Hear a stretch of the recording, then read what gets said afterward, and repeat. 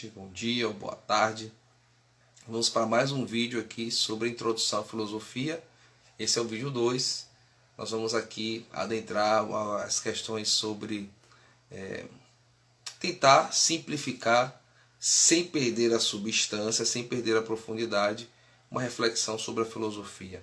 Esse vídeo é para você, estudante, é para você pai e mãe, para você professor, se assim desejar, né? E vamos lá, vamos seguir em frente agora nesta segunda reflexão. A pergunta deste vídeo é: o que é necessário para ser um bom filósofo? Tá? Essa é uma pergunta bem interessante. Primeiro, o que coloca aqui é a reflexão sobre as questões fundamentais e profundas. O que é o fundamento das coisas? Tá?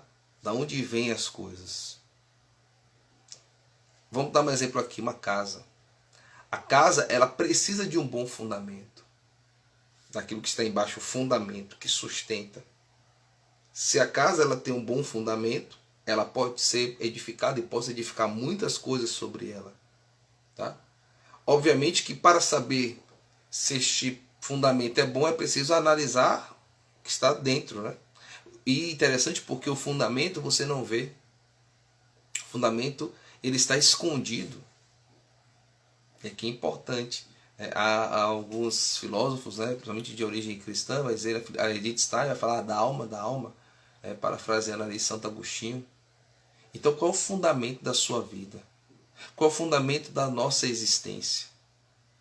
Isso não é uma questão qualquer, isso é uma questão profunda.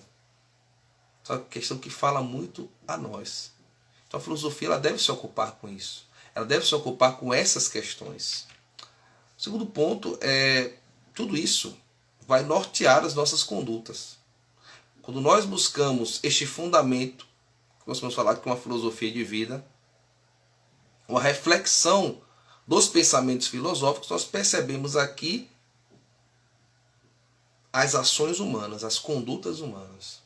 Tá?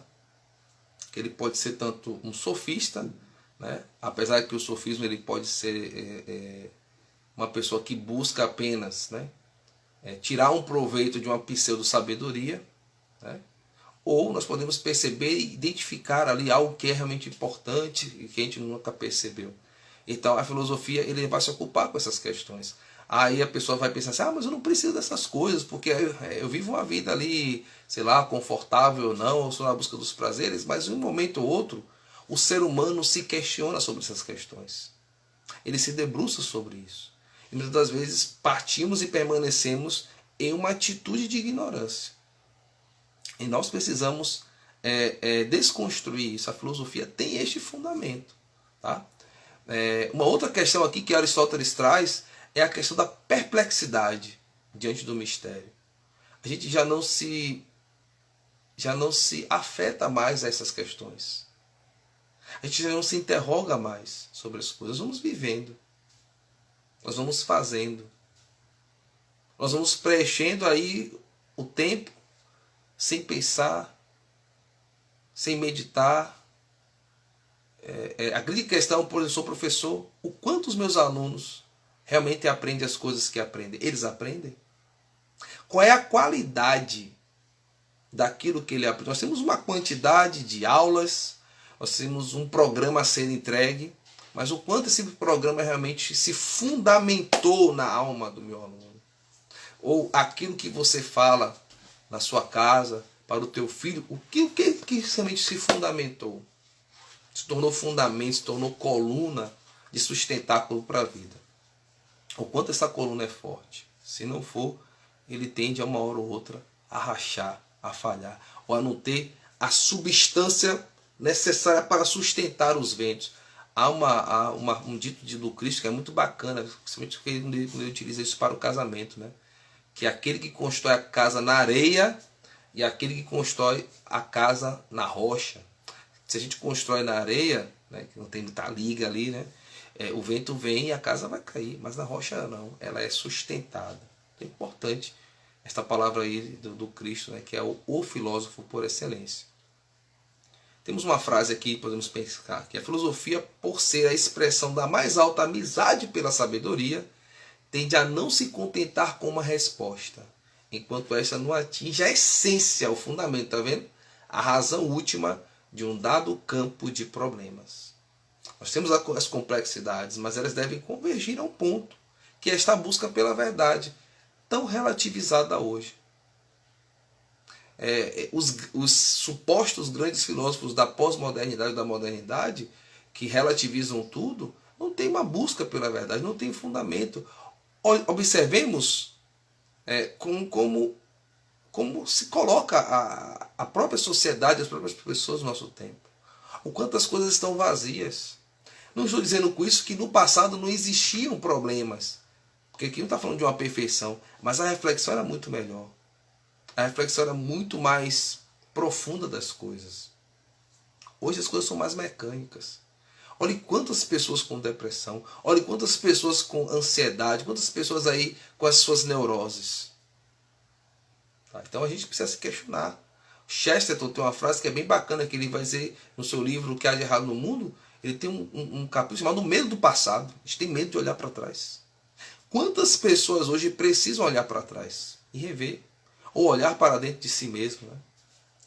Também a filosofia, ela é uma ciência que busca as causas primeiras e as razões últimas. Qual é a origem das coisas? Qual é a origem da minha vida? Qual é a origem da minha existência? Qual será o fim da minha vida? Como é que eu vou completar a jornada da minha vida? Como uma máquina que em determinado tempo vai enferrujar, vai envelhecer e que depois vai ficar num local, vai cair no desuso?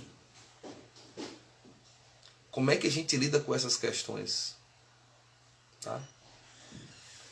E como nós colocamos esse sentido do cosmos. Nós temos hoje a filosofia moderna, nós nos colocamos hoje com uma visão fatiada da coisa. Vou colocar 2 exemplos aqui. Você vai ao médico hoje, ele não consegue olhar o ser humano na sua integralidade. Você tem que... Obviamente que as especialidades elas não são ruins, mas elas não dialogam. Como hoje a gente tem a dificuldade de ter um diagnóstico.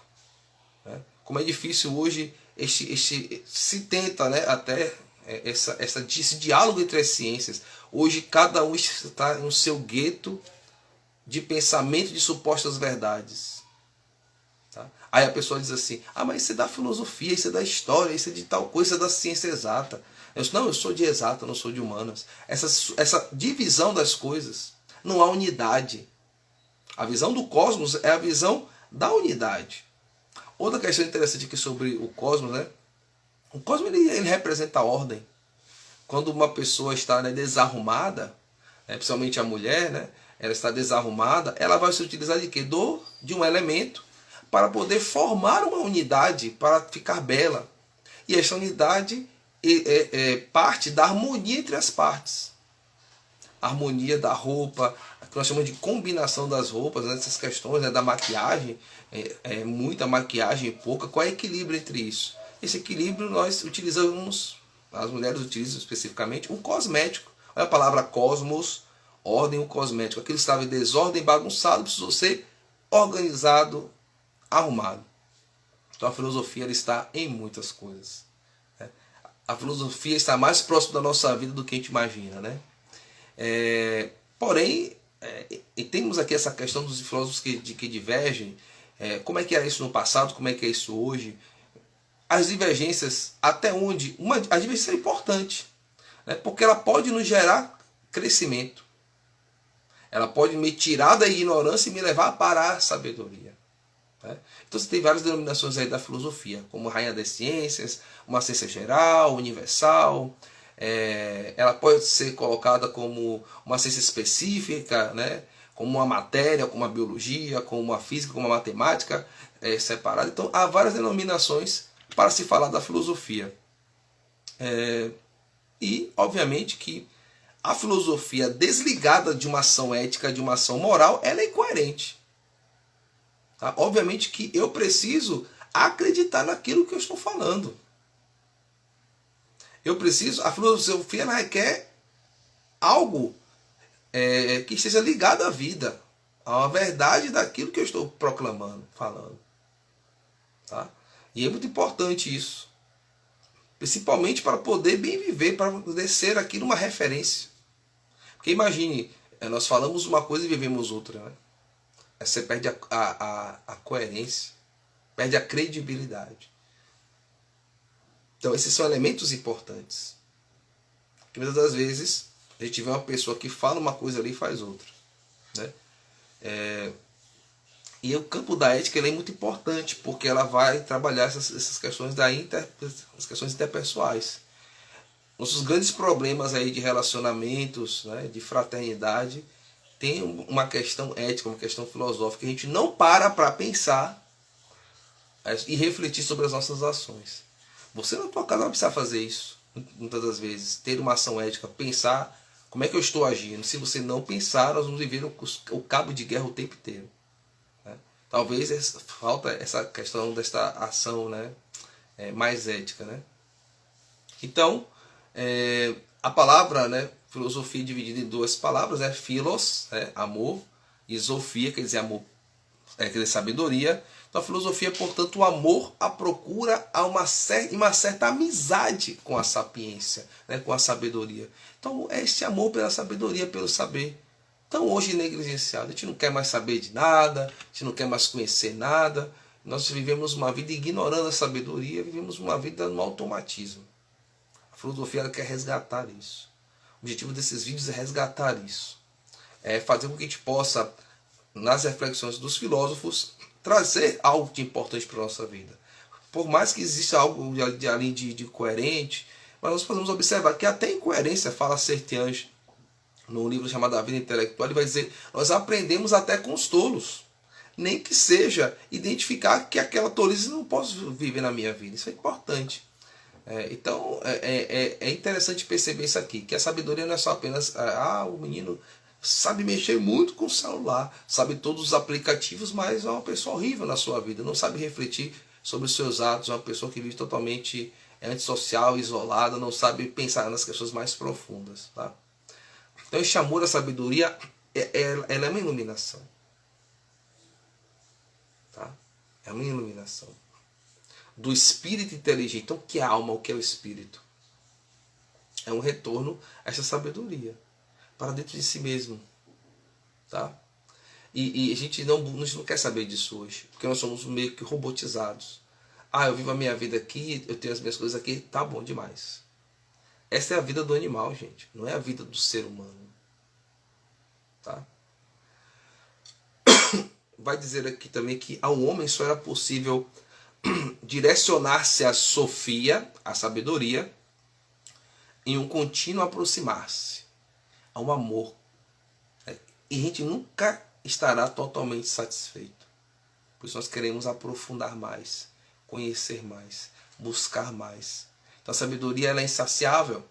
Tá? É importante isso. Nós devemos buscar a sabedoria até o último dia da nossa vida. Tá? Isso é importantíssimo. A visão também hoje do sábio. Quantas pessoas têm dificuldade hoje com os idosos? Tá?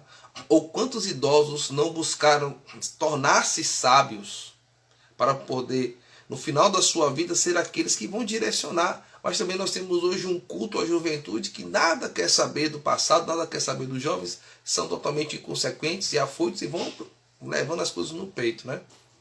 E nós muitas das vezes somos aqueles que aplaudimos essas atitudes. Obviamente também que nós percebemos que a sabedoria ela vem do ser humano, mas ela está no ser humano, melhor falando, mas ela provém de algo maior, provém do alto, né? Provém das coisas divinas. Né? E é importante aqui a importância da religiosidade. Tá? Então os filósofos preferiram ser conhecidos como amigos da sabedoria, né? Filósofos. Né? Então a filosofia reflete no mais alto grau esta paixão pela verdade, né? O amor pela verdade, que se quer conhecer com maior perfeição, né? Com este aperfeiçoamento. Talvez a palavra melhor seria essa. Né? Porque o filósofo deve ser alguém autêntico, né? Não um mero expositor de ideias. Né? Então essa é a substância importante, né, do filósofo, né? Ser um autor autêntico. Né? Então nós precisamos hoje refletir sobre isso. Tá? Obviamente finaliza aqui que a filosofia ela tem esta inquietação, tá? Ela deve estar em nós, essa inquietação, essa busca pela sabedoria, ela deve estar nos pais, porque obviamente que se tiver em você, pai e mãe, o Senhor vai despertar o seu filho pelo processo da mimese, né, da imitação, e nós precisamos de jovens que desejam conhecer, não apenas ser uma máquina que estão ali, sentam na sala de aula, tal, e acabou. Precisamos motivar aí, fomentar uma vida na busca pela sabedoria. Então, forte abraço para você. Nos aguarde aí no terceiro vídeo, nós vamos cada vez mais adentrando aqui aos vários aspectos da filosofia. Forte abraço. Fique com Deus.